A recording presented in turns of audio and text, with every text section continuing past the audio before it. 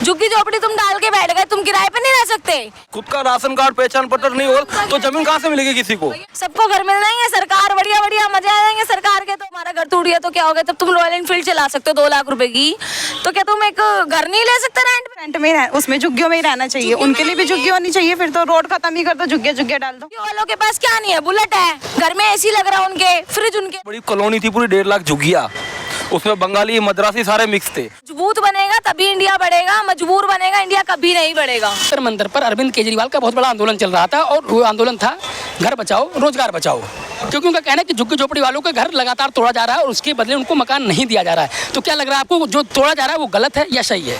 भैया एक बात बताओ, पहले तो आप घर तोड़ रहे हैं चलो समझ आता है, झुग्गी तोड़ रहे हैं ना, झुग्गी तो तोड़ रहे हैं। और झुग्गी तोड़ के क्या बनाएंगे सरकार, क्या बनाएगी? आप क्या कहते हो, क्या बनाएगी सरकार? भाई जो ऑफिसेज बन रहे हैं, गवर्नमेंट की इतनी योजनाएं चल रही हैं, ऊपर से आप लोगों को बिजली फ्री मिल रही है, सरकार मजबूर बना रही है, मजबूत नहीं बना रही है।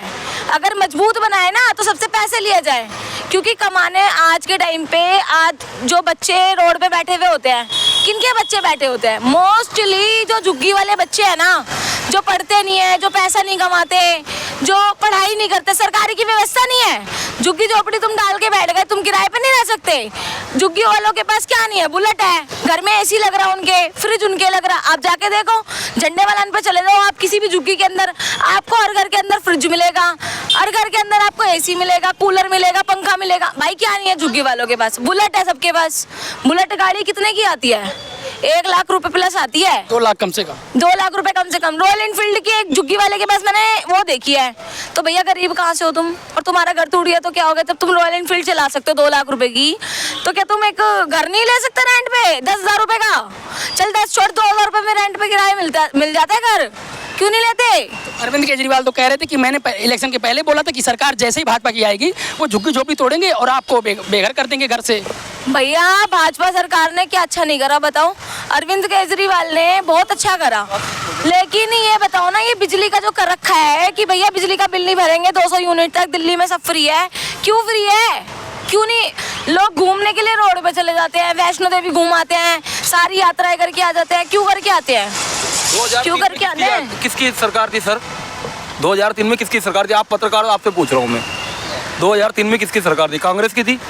कांग्रेस के सरकार में लाल किला देखा आपने?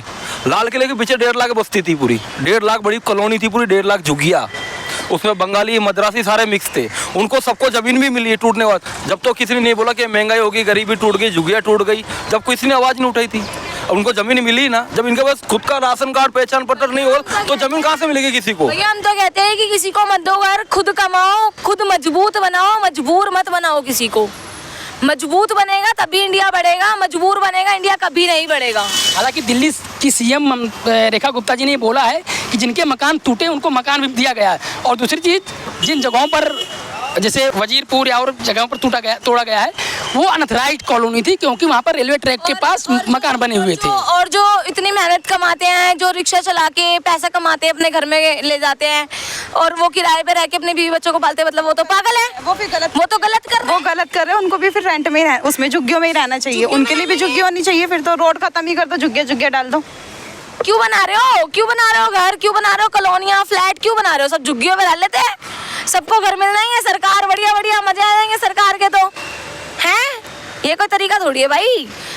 मैं तो सबको यही बोलूंगी भाई, अपनी मेहनत करो, मेहनत से पैसा कमाओ, और सरकार को सिर्फ एक ही नोटिस रहेगा कि मजबूत बनाओ, मजबूर मत बनाओ। यानी जनता सरकार को मजबूत बनाए, मजबूर नहीं, आप ये कह रही हैं।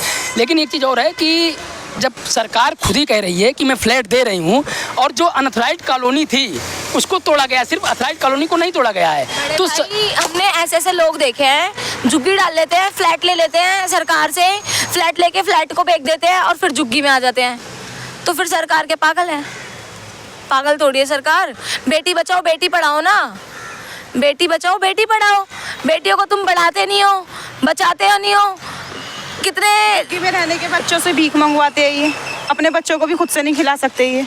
तो अभी तो अरविंद केजरीवाल बोले हैं कि शिक्षा की फीस बढ़ा दी, स्कूल कॉलेजों की फीस बढ़ा दी। सबसे ज़्यादा स्कूल और कॉलेज जो दिल्ली में वो या तो कांग्रेस ही है, कांग्रेस के कॉलेज हैं या बीजेपी के कॉलेज हैं। तो फीस तो प्राइवेट की बढ़ाई है ना, गवर्नमेंट की थोड़ी बढ़ाई है।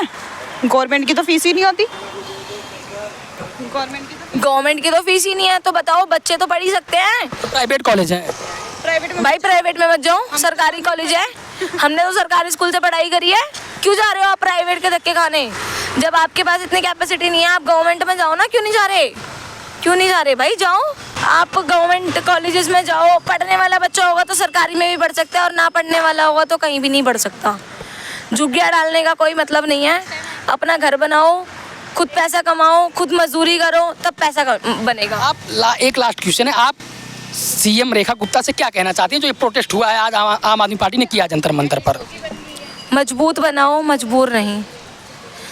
थोड़ा पैसा लो, ज़्यादा नहीं, लेकिन लो ज़रूर, ताकि कि इससे क्या है, लोगों को ये नहीं होएगा कि सरकार ने तो बिजली फ्री कर दीजिए, अब ईएमआई पे एसी ले लो, एसी चल रहा है आराम से और बिजली का बिल आ नहीं रहा, तो भैया उनको तो मेहनत करने का टाइम ही नहीं मिलेगा ना। ईएमआई तो एसी पे मिल जाता है, बिजली का बिल भरेंगे नहीं, ईएमआई एसी की ईएमआई भर देंगे, क्योंकि बिजली का बिल आ नहीं रहा। स्कूटी ले लेंगे 1 लाख रुपए की, बिजली का बिल आ नहीं रहा, स्कूटी चार्ज करो और दुनिया में घूमो, क्या दिक्कत है?